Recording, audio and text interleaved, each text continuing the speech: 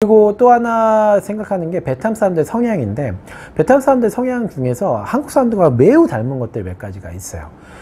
베트남은 긴 나라예요. 굉장히 긴 나라입니다. 그래서 이 길기 때문에 지역별로 성향이 굉장히 다르다라는 거 여러분들께 좀 말씀드리고, 이게 되게 중요한 포인트예요. 호치민이 제일 남부라고 보시면 되고요. 중부가 다낭 이쪽 지역이에요. 그 다음에 위에가 하노이예요. 하노이를 북부, 중부, 다낭을 중부, 그 다음에 호치민을 남부라고 보는데, 이렇게 세 개로 나누면 딱 맞을 것 같습니다. 남부 사람들은 굉장히 낙천적이에요. 그러니까 동남아 분들하고 비슷해요. 그러니까 태국 사람이라든지 뭐 라오스, 뭐 캄보디아 이런 사람들처럼 굉장히 낙천적이고 돈도 잘 써요. 그러니까 많이 벌진 못하는데 돈을 이렇게 쉽게 쓴다는 거죠. 그래서 실질적으로 남부 분들은 굉장히 착해요. 그리고 비즈니스 하기도 좋아요. 그래서 호치민이 왜 경제도시로 그렇게 성장하는지 제가 알겠더라고요. 이분들 낙천적이고 훨씬 더 경제 흐름에 대해서, 그러니까 되게 뭔가 생각을 많이 안 하고 그냥 소비를 많이 즐기는 문화들이에요. 실질적으로 행복지수가 굉장히 높다고 합니다. 자, 근데 중부지방 같은 경우, 다낭 같은 경우나 이쪽 지역을 보면은 일단 천혜 환경들이 있어요. 바다들이 있고, 예, 아주 깨끗한 바다, 그 다음에 풍광도 좋고, 기후도 연평균 너무 좋죠. 그러니까 여기 같은 경우 이제 정부에서도 뭐 낮장이라든지 이쪽에다가 많은 금액을 투자해서 지금 관광 특구로 만들고 있으니까, 이쪽은 뭐 경제적으로 뭔가 하긴보다는 어쨌든 관광을 기반으로 해서 성장을 하고 있다라는 것들, 이런 것들 여러분 좀 아시셨으면 좋겠고, 북부가 제일 문제예요. 하노이. 아시겠지만 베트남 전쟁 누가 이겼죠? 북쪽이 이겼어요. 그러니까 북한이 이긴 겁니다, 한마디로. 그래서 월남군이 졌죠. 월맹군이 이긴 거죠.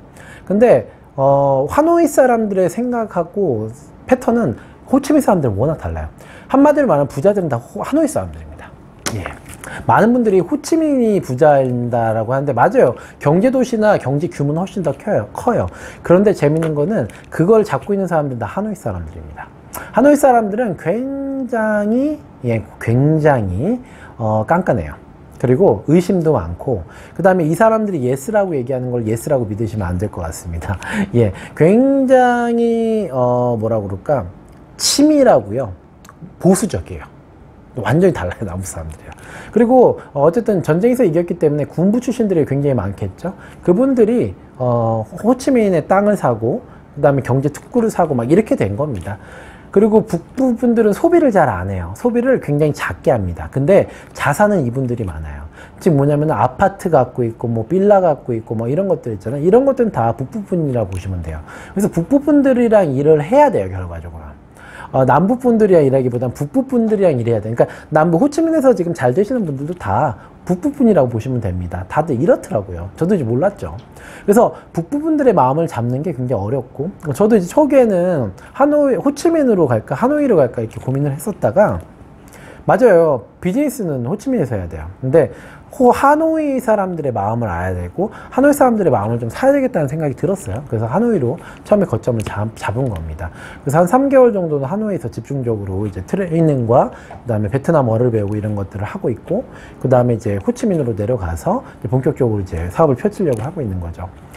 제가 이렇게 다녀보면 진짜 지역별로 많이 성향이 다르더라고요. 근데 어쨌든 하노이 분들이 대단하다는 거는 확실히 알게 됐습니다. 그러니까 이겁니다. 남한하고 북한하고 전쟁했는데 만약 남한이 이겼어요. 그럼 남한이 모든 실세를 갖고 있을 거 아니에요? 그거하고 똑같아요. 북부 사람들이 이겼기 때문에 북부의 실세를 다 갖고 있는 겁니다. 예. 그래서 이 부분들을 여러분들께서 좀 잘 이해하시면 좋을 것 같고, 또 하나 좀 이제 이제 제가 이걸 한 두 부로 나눠야 될 것 같아요. 길어지네요. 자, 이 사람들, 베트남 분들이 프라이드가 굉장히 강해요. 그러니까 자존심이 엄청 강합니다. 그러니까 자존심이 엄청 강해요. 예. 자존심이 강한데, 특히나 미국한테 전쟁을 이겼다는 자존심은 뭐 하늘을 찌릅니다. 근데 되게 두려워하는 상대가 있어요. 그게 바로 중국이에요. 그 왜 그런가 봤더니 1970년도 후반, 70년도 아니지, 얼마 안 됐죠. 30년밖에 안 됐는데 중국이랑 한번 전쟁을 붙은 적이 있었어요. 졌어요. 예, 철저히 깨졌죠. 그러니까 뭐냐면은 미국한테 이겼으니까 하늘 충만했는데, 중국은 아시잖아요. 대단한 나라인 거. 인력으로 그냥 밀고 내려와 버리니까. 그래가지고 이 베트남이 철저히 한번 깬 적이 있습니다. 그래서 서로 안 좋아요, 지금도. 베트남이랑 중국은 서로 왼수지간처럼 굴고 있어요. 너 어느 나라 사람이 싫어? 그러면 나는 무조건 중국 사람. 그래서 실질적으로 베트남에 중국 분들이 거의 없습니다. 중국 교포나 화교들이 거의 들어와 있지 않아요. 그 이유가 왠지 아세요? 바로 이 나라가 중국에 대해서 굉장히 안 좋게 생각하기 때문에 그렇습니다. 그래서 이번에도 중국에서 그 우한 사태 벌어지고 코로나 사태 벌어지고 바로 그냥 접어버렸잖아요. 국경을 통제해버렸습니다. 그래서 베트남이 그나마 안전했었던 거죠. 그럴 수 있었던 거는 다른 게 아니라 중국에 대한 의존도를 많이 낮추었어요, 경제도. 그리고 중국에 대해서 그렇게 좋아하지도 않고 중국을 싫어하고, 예, 중국 사람들 하면 별로 좋아하지 않습니다. 오히려 한국이 거기에 틈새를 파고 들어간 거죠. 원래 일본 사람들을 많이 좋아했었어요. 제품이 일본 제품 많이 썼었고, 근데 다행히 우리 삼성이 들어왔고, 삼성이 많은 기업들을 데리고 들어왔죠. 그렇게 되면서 한국에 대한 이미지가 매우 좋아졌고, 왜 일자리가 생기니까. 특히 하노이 쪽에. 하노이 사람도 아까 말씀드렸잖아요. 이 나라의 주력 세력들이라고요. 이 사람들이 박린이라든지 이쪽에 어쨌든 일자리를 마련해 준 것에 대해서 굉장히 좋아했었던 거죠. 결과적으로는 잘 풀린 거예요. 그리고 우리 박항서 형님께서 열심히 또 축구를 키워주셨잖아요. 이 사람들은 축구에 아주 목숨을 겁니다. 우리나라보다 오히려 더 그럴 것 같아요. 왜냐하면 많은 스포츠들이 없기 때문에. 그래서 이분들께서 한국에 대해서 굉장히 우호적이 된 거죠. 물론 이번 코로나 사태 때문에 사실 요즘은 한국 사람들이 별로 안 좋아요. 근데 저는 이거 오래 안 갈 거라고 봅니다. 어쨌든 이런 것들이 하나씩 하나씩 다 되더라고요. 그래서 베트남 시장은 제가 이제 계속 살피고 지금 요즘 언어를 열심히 공부하고 있습니다. 올해 말까지는 제가 사업 설명을 하겠다라는 생각을 갖고서 열심히 하고 있는데 만만치 않아요. 그러니까 해외를 뚫는다는 게 만만치 않고 비용도 엄청 많이 들고. 근데 그럼에도 불구하고 해야 된다라는 게 결론이었어요. 그 이유 중에 또 하나가 이분들이 우리나라 사람들 비슷한 성향들이 있다고 아까 앞전에 잠깐 말씀드렸는데, 일단은 학력에, 그러니까 그러니까 뭐라고 그러지? 우리 어머니 아버지 세대들이 우리 아이들을 가르치고 저 가르쳤잖아요. 그거 똑같아요. 예. 그러니까는 학구열이 엄청 높다? 동남아시아 중에서 학구열이 가장 높은 나라일 것 같아요. 저는 그거 굉장히 밝은 미래를 보장한다고 봅니다. 그렇기 때문에 베트남이 빨리 성장하고 있는 거고, 아이들에 대해서 어떻게든 학구열이 굉장히 불탄다는 거죠. 잘 사는 사람들은 무조건 국제학교 보내고 싶어 하고. 예, 그렇습니다. 그렇기 때문에 이 나라가 학구열이 높고 학력이 높은 편이에요, 꽤나. 그렇기 때문에 이 나라가 잘 될 수밖에 없다. 그리고 제가 봤을 때 동남아에서 최강이거든요. 그리고 사람들이 적게 많아요. 욕심이 많아요. 한국 사람 비슷해요. 그래서 제가 봤을 때는 베트남이 태국이나 말레이시아나 인도네시아 이제 어떻게 그 각 나라를 열어가야 될지. 왜냐면 이제 글로벌 사업을 우리는 해야 되잖아요. 네트워크 마케팅 사업이니까. 그럼 각 나라를 열어갈 때 과연 어디부터 들어가야 되냐라고 본다면은 저는 저희 회사 대표님이 아주 전략적으로 잘 판단했다고 보는 게, 베트남 분들이 동남아시아를 가져가게끔 만들어야 되겠다가 제 생각이에요. 이건 아주 중요한 팩트입니다. 미국 사람들이 일본보다도 한국 먼저 들어오잖아요. 왜? 한국 사람들은 다 자기네 막 퍼뜨려 가니까. 그거하고 비슷할 것 같습니다. 그래서 베트남 분들을 통해서 동남아시아를 열어가야 된다. 이게 제가 지금 갖고 있는 확고한 생각이에요.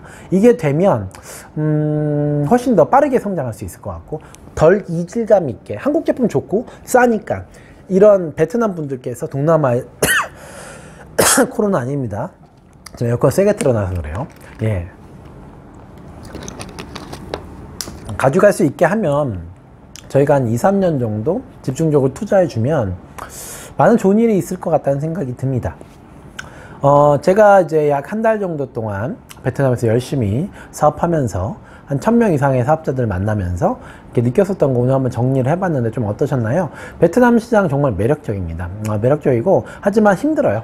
투자가 많이 들어가고, 그 다음에 또 하나 기다림의 시간이 길고, 라이선스가 없으면 절대 하시면 안 되는 사업. 예, 그런 것들을 좀 알아두시면서 사업하셨으면 좋겠다라는 거고요. 이거 하나 더 말씀드리고 오늘 끝낼게요. 자존심은 셋인데 자긍심은 자존감은 떨어진다라는 게 느껴져요. 이거는 사실 베트남만의 문제는 아니에요. 한국도 마찬가지인데, 근데 한국 사람들은 자존감이 좀 높은 편이죠, 비교적. 그러면 교육이나 현재 살고 있는 경제 수준이나 이런 게 있어서. 그러니까 남부 분들은 자존감이 꽤 강한데, 이 북부 분들로 갈수록 자존감이 그렇게 센 것 같지는 않아요. 그러니까 프라이드는 되게 강해. 그러니까 자존심은. 그래서 자존감을 높여주는 교육 형태를 좀 가져가야 되겠다는 생각이 여기서 많이 들고 있습니다. 예전에 우리 아메이나 메리케이나 막 이렇게 네트워크 마케팅 들어올 때 보면 되게 자기 개발 쪽에 집중해 주잖아요. 자존감 쪽에 집중해 주잖아요. 그게 왜 그랬을까 고민해 보면 그거 당연했었던 것 같아요. 우리도 예전에 못 살았을 때 자존감 없었잖아요. 자존감 많이 떨어졌었잖아요. 그러니까 경제적 수준도 분명히 받쳐주고 교육 수준도 받쳐줘야 되는데 베트남은 지금 이렇게 가고 있는 상황이잖아요. 그래서 제가 봤을 때는 이 자존감 교육 쪽, 왜냐면 굉장히 뛰어나신 인재들이 많거든요. 그래서 당신이 대단하고 당신이 정말 최고고 당신이 정말 잘할 수 있다는 것 좀 알려드리는 자존감 교육을 좀 많이 집중해야 되겠다. 그래서 시스템을 지금 짜고 있는데 그런 시스템도 역시 자존감 교육을 좀 많이 가져가고자 합니다. 예, 오늘 주저리 했는데 한 2개로 나눠서 제가 편집을 해서 올려보도록 하겠습니다. 여기 와서 즐거워요. 즐겁고 또 걱정도 많이 되고 빨리 이제 오픈이 돼야지 저도 수익이 더 많아지고 그다음 한국도 좀 그립고 한국에 있는 많은 파트너들이 또 저하고 같이 더 일을 해야 되니까 그것도 미안하고 여러 가지가 있는데 참 고민이 많습니다. 그럼에도 불구하고 베트남에 집중하고 있는 건 제가 1, 2년 미래를 바라봤을 때 지금 제가 하지 않으면은 경쟁에서 많이 밀리겠다라는 판단을 갖게 된 거죠. 그리고 제 꿈이 있잖아요. 제가 이제 누누이 말씀드렸었지만 저는 대한민국계 기업이 아시아에서 1등 하는 거를 꼭 원합니다. 저는 베트남에 온 이유가 한국에서는 제가 소속돼 있는 회사가 1등이 되려면 한 10년은 아니야 5년에서 7년 정도는 필요할 것 같아요. 근데 여기는 2년 정도면은 1등 할 수 있을 것 같아요. 그래서 집중하는 겁니다. 그리고 꼭 1등 제가 만들려고 합니다.